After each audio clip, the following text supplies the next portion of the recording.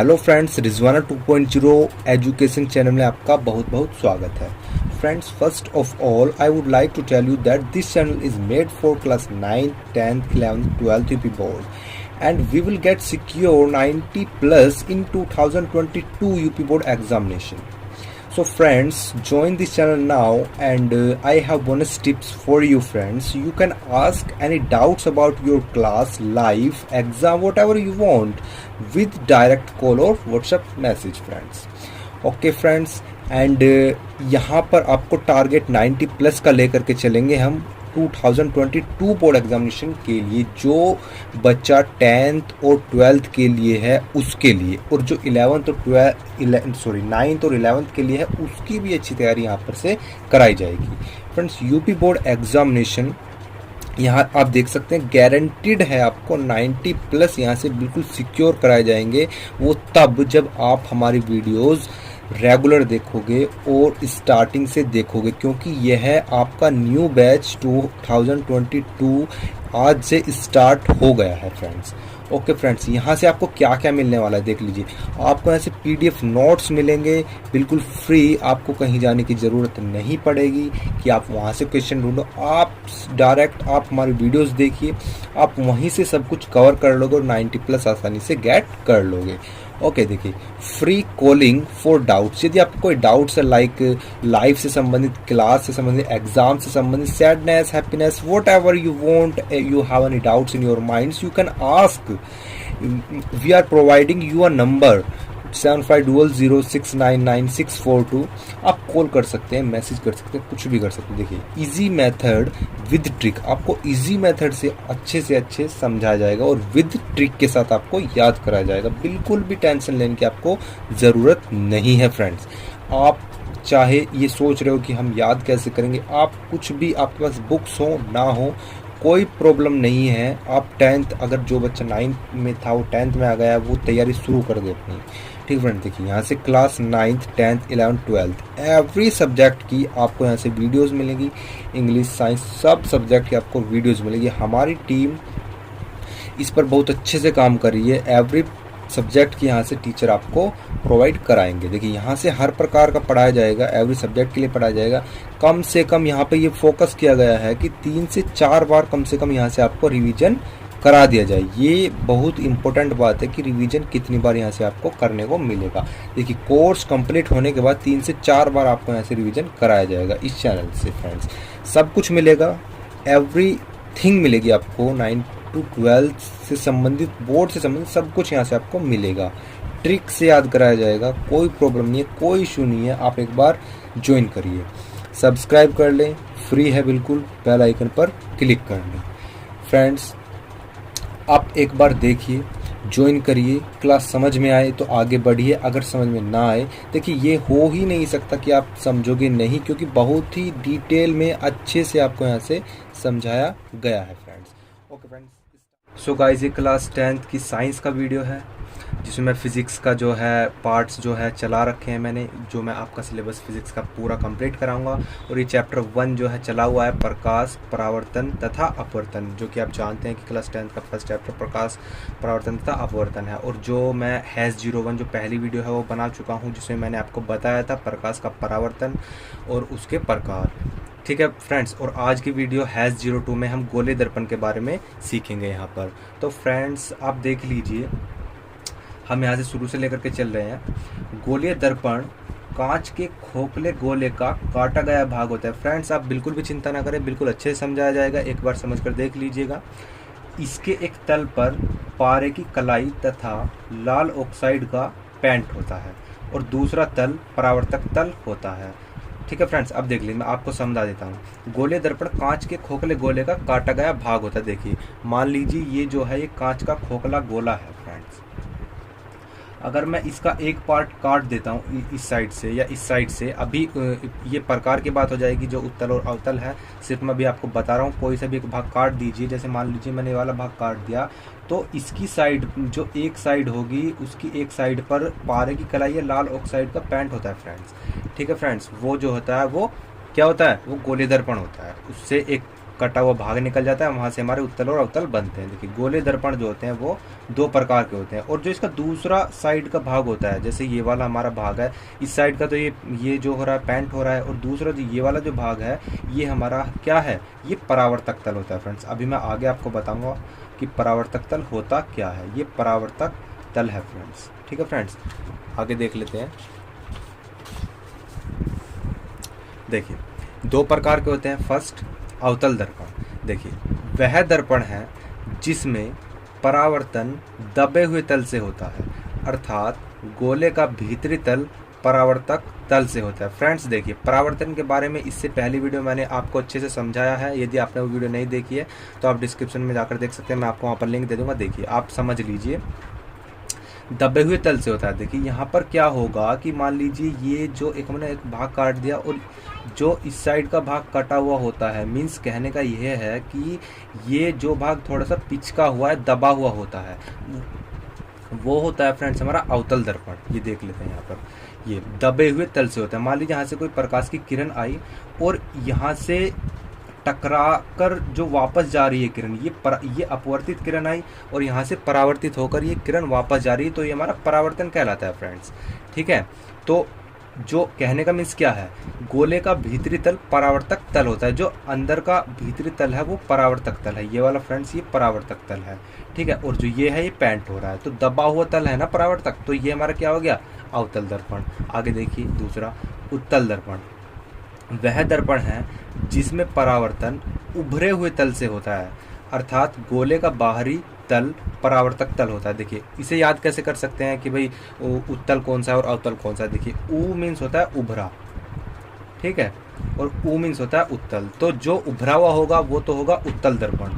मान लीजिए कांच का खोखला गोला था और मैंने इसमें से इस साइड से पीस काट दिया, तो ये उभरा हुआ होगा ये रहा, ठीक है फ्रेंड्स। अब ये उभरा हुआ होने के कारण यहाँ से मान लीजिए कोई किरण आई, यहाँ से टकराई, यहाँ से परावर्तन हुआ और ऐसे वापस लौट गई, तो जो परावर्तन हो रहा है वो परावर्तक तल से हो रहा है। ये वाला साइड परावर्तक तल है। अब उत्तल दर्पण में जो होता है वो उभरा हुआ परावर्तक तल होता है, और जो दूसरी साइड है ये इसका पेंट हो रहा है फ्रेंड्स, ठीक है। तो समझ में आ गया आपको परावर्तक तल उत्तल दर्पण में कौन सा है और अवतल दर्पण में कौन सा है, ठीक है फ्रेंड्स। आगे चलते हैं। देखिए 1 मिनट फ्रेंड्स, मैं जो है अभी पेन ये चेंज कर लेता हूँ, इससे थोड़ा मोटा आ रहा है।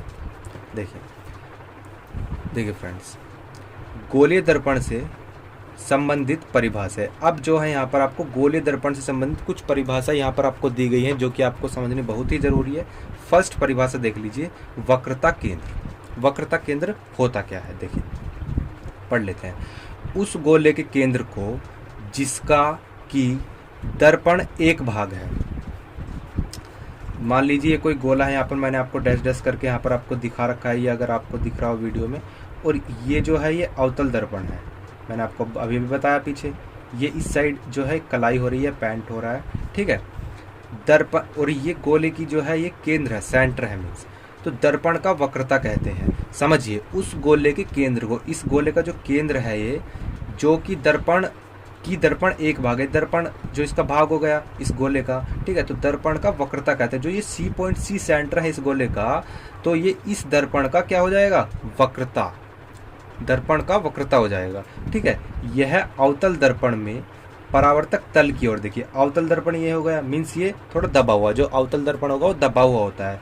तो अवतल दर्पण में ये परावर्तक तल ये हो गया, ये वाला इधर तो पेंट हो रहा है, तो परावर्तक तल ये हो गया, तो परावर्तक तल की साइड है ना ये वाला ही केंद्र, तो अवतल दर्पण में तो होता है परावर्तक तल की ओर। और जो उत्तल दर्पण में होता है, उत्तल दर्पण में होता है, मान लीजिए पूरा जो है कांच का खोखला गोल हो गया, हमने ये वाला पीस काट लिया, इसका सेंटर ये हो गया, तो ये देखिए परावर्तक तल इधर है, ठीक है। और मैं यहाँ पर डायरेक्ट से लिख देता हूँ, परावर्तक तल आपका इधर हो गया, और ये साइड जो है ये वाली आपकी क्या है, ये आपकी जो पेंट हो रहा है, ठीक है। तो उत्तल दर्पण में तो जो वक्रता होता है वो परावर्तक तल से दूसरी साइड होता है, इस साइड, तो जिधर परावर्तक तल होगा उससे दूसरी साइड, और जो अवतल में होगा वो जिधर परावर्तक तल होता है उस साइड वक्रता केंद्र होता है। आप यहाँ से देख भी सकते हैं। तथा उत्तल दर्पण में परावर्तक तल से दूसरी ओर होता है, तथा बिंदु सी दर्पण का वक्रता केंद्र है। ये जो बिंदु सी हो गया ये दर्पण का वक्रता केंद्र हो जाएगा फ्रेंड्स, ठीक है। ये 2। अब देखिए दूसरी परिभाषा, वक्रता त्रिज्या। आई होप फ्रेंड्स आपको अच्छे समझ में आ रहा होगा। देखिए उस गोले की त्रिज्या को जिसका कि दर्पण एक भाग है, दर्पण की वक्रता त्रिज्या कहते हैं। दूरी CP दर्पण की वक्रता त्रिज्या। देखिए चित्र से समझ लेते हैं इसको फ्रेंड्स। देखिए यहाँ से मैं आपको दिखा देता हूँ। देखिए उस गोले की त्रिज्या मीन्स मान लीजिए कोई गोला है, ये रहा, यहाँ से मैं आपको बता देता हूँ, ये रहा, ये कोई गोला है, ये डेड डस्ट करके दिखाते हैं, और ये अवतल दर्पण हो गया हमारे, ये तो परावर्तक तल हो गया इस साइड का, इधर तो कलाई हो रही है। अब इसका ये वक्रता केंद्र आपको समझ में आ गया, वक्रता केंद्र क्या है, और ये जो अवतल दर्पण से और वक्रता केंद्र जो है ये इसकी त्रिज्या हो गई है C और P आपको अभी आगे बताऊंगा P क्या है यहाँ पर इस साइड देखा। अब ये तो अवतल का केस हो गया। उत्तल के केस में क्या होगा, उत्तल के केस के अंदर जो उभरा हुआ पार्ट होगा उसके बाहरी साइड परावर्तक तल होगा नहीं होगा, ये आपका परावर्तक तल यहाँ पे होगा, ठीक है, और इसका सेंटर पॉइंट ये वाला होगा, ठीक है। अब यहाँ पर इसने क्या कहा, दर्पण की वक्रता त्रिज्या कहते हैं। दूरी CP जो है, C और P यहाँ पर अभी P आपको बताऊंगा P क्या है। CP दर्पण की वक्रता त्रिज्या है, तो ये हमारी क्या हो जाएगी, ये हमारी वक्रता त्रिज्या हो जाएगी फ्रेंड्स, ठीक है। आगे देख लेते हैं थर्ड परिभाषा क्या है, ध्रुव। देखिए जो मैं अभी ऊपर आपको बता रहा था कि P पॉइंट क्या है, तो ये वही है। देखिए दर्पण के परावर्तक तल के मध्य बिंदु को दर्पण का ध्रुव कहते हैं। बिंदु P दर्पण का ध्रुव है।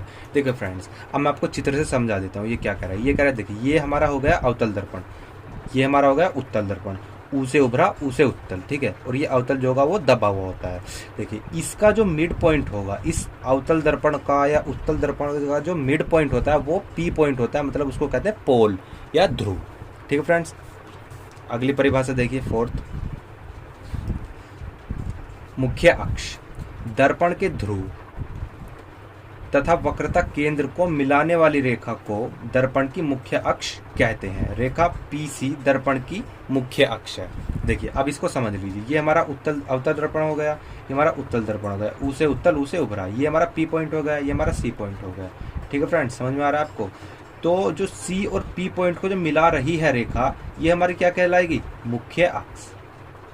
क्या कहलाएगी फ्रेंड्स, मुख्य अक्ष। ठीक इसी प्रकार उत्तल दर्पण में होगा जो P और C को मिलाने वाली रेखा है वो क्या कहलाएगी, मुख्य अक्ष, ठीक है, ये हमारा मुख्य अक्ष हो गया, ठीक है। आगे देखिए नेक्स्ट परिभाषा,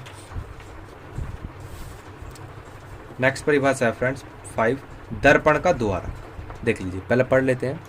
दर्पण के परावर्तक तल के व्यास को दर्पण का द्वारक कहते हैं। रेखा M1 M2 दर्पण का द्वारक है। अब देख लीजिए ये हमारा क्या हुआ, ये अवतल दर्पण हुआ, ये हमारा क्या हुआ, ये उत्तल दर्पण हुआ। अब ये क्या कर रहा है, परावर्तक तल के व्यास को, परावर्तक तल ये हो गया हमारा ये वाला इस साइड का, ये तो पेंट हुआ है, तो जो इसका जो व्यास होगा ये वाला, ये हमारे M1 पॉइंट M2 ये हमारे द्वारक हो गए, मीन्स द्वार हो गए, ठीक है। ठीक इसी प्रकार उत्तल में होता है। उत्तल में भी जो हमारे परावर्तक तल है ये वाला, ये परावर्तक तल का जो व्यास होगा ये व्यास हो गया हमारा, तो M1 और M2 हमारे क्या हो गए, ये द्वारक हो गए अवतल दर्पण के और उत्तल दर्पण के। 6 परिभाषा क्या है, मुख्य फोकस। मुख्य फोकस पढ़ लेते हैं। दर्पण की मुख्य अक्ष के समांतर आने वाली प्रकाश की किरणें दर्पण से परावर्तन के पश्चात मुख्य अक्ष के जिस बिंदु पर या तो वास्तव में मिलती है या मिलती हुई प्रतीत होती है, ठीक है, उस बिंदु को दर्पण का मुख्य फोकस कहते हैं। अब इसको चित्र से समझ लेते हैं फ्रेंड्स। देखिए ये क्या कह रहा है, क्या कहना चाहता है, देखिए ये कह रहा है दर्पण की मुख्य अक्ष के समांतर आने वाली प्रकाश की किरणें, ये दर्पण हो गया हमारा, ठीक है, ये हमारा मुख्य अक्ष हो गया, समझना फ्रेंड। ये हमारा अवतल दर्पण हो गया, ये हमारा उत्तल दर्पण हो गया, दोनों। पहले मैं अवतल दर्पण में आपको बता देता हूँ, ये अवतल दर्पण का मुख्य अक्ष हो गया।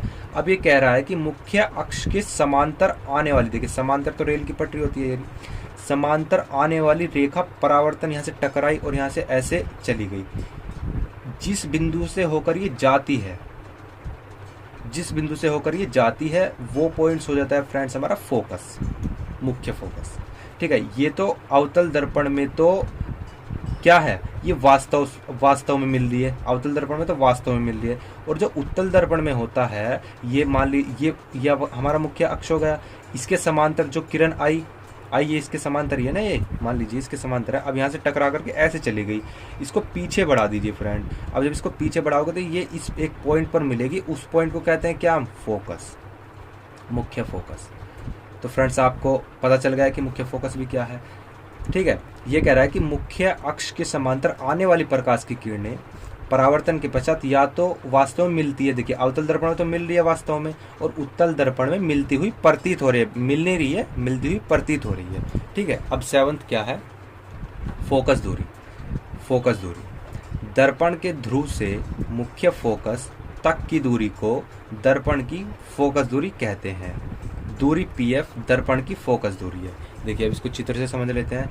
ये हमारा हो गया फ्रेंड्स अवतल दर्पण, ये कलाई हो रही है इस साइड। ये हमारा हो गया फ्रेंड्स उत्तल दर्पण। ये हमारा हो गया मुख्य अक्ष, ये मुख्य अक्ष हो गया, ठीक है। ये हमारा C पॉइंट हो गया, वक्रता त्रिज्या मीन्स ये हमारा F पॉइंट। हमने पढ़ लिए हैं सब, अभी ऊपर आप देख सकते हैं, अभी पढ़ते हुए आ रहे हैं आप। ये फोकस हो गया, ये पोल हो गया हमारा। अब ये कहना चाह रहा है कि जो F पॉइंट से और P पॉइंट तक की जो दूरी है, ये वाली जो दूरी है, ये वाली जो दूरी है, ये हमारी क्या कहलाएगी, ये कहलाएगी हमारी फोकस दूरी। फोकस दूरी। तो फ्रेंड्स आज हमने जो है कुछ परिभाषाएं पढ़ी हैं, ये देख लीजिए, हमने आज परिभाषाएं क्लियर की हैं। और पिछली वीडियो हमने जो है प्रकाश का परावर्तन पढ़ा था। तो फ्रेंड्स आई होप आपको जो है ये वीडियो अच्छे से समझ में आ गई होगी। तो अगली वीडियो हमारी आएगी।